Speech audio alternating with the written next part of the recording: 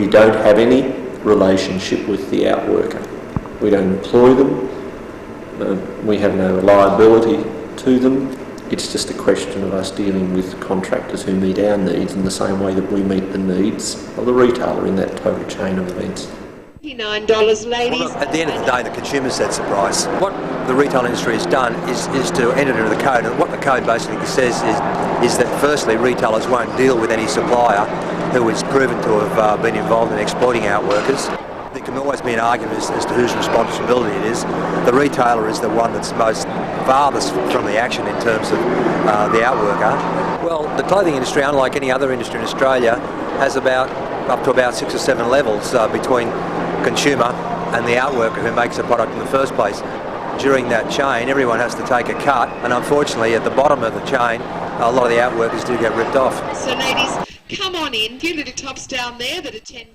Do retailers know whether or not their contracts are actually going to outworkers? Retailers might say, well, we're not sure where our goods are going. They might say to you that it's not our responsibility. It is, and they know it's their responsibility.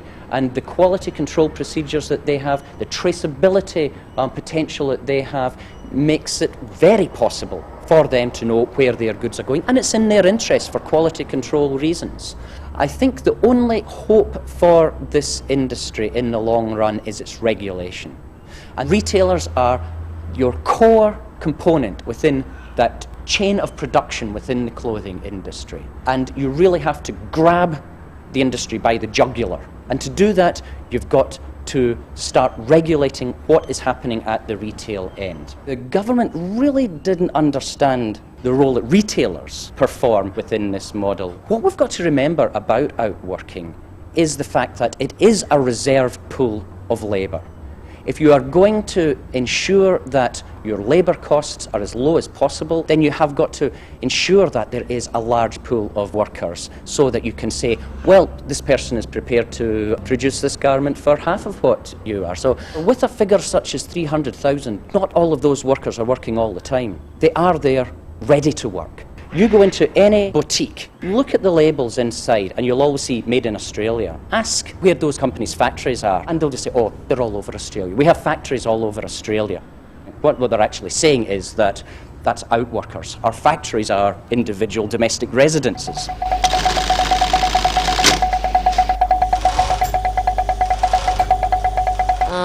We choose this room for our work, because from this room, when we are working, we can look through the window, we can know something happened on the street. When we just move into this room, the world and everything is not dirty like now, because for a long time the dust from our work, it covers everything here. My friend, she told me what color of the material she saw. Her daughter's seat have that color too. We know it affects my family life, but with day by day we get used to it, and we don't have other way to choose.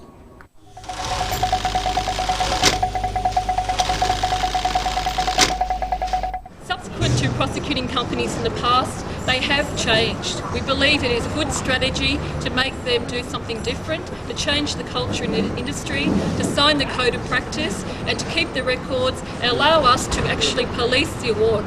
The union is the only organisation proactively in this country policing this award. For unions, it's a really critical time to be working and changing how we work.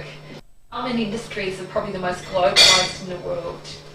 The whole of our clothes are made anywhere. They're designed in one country, they're made somewhere else, they're contracted somewhere else.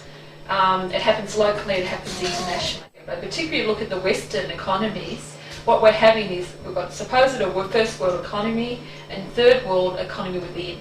What it means is we have all the other third world problems in it. We have child labour, We have people being intimidated. We have people being physically abused just to keep their work.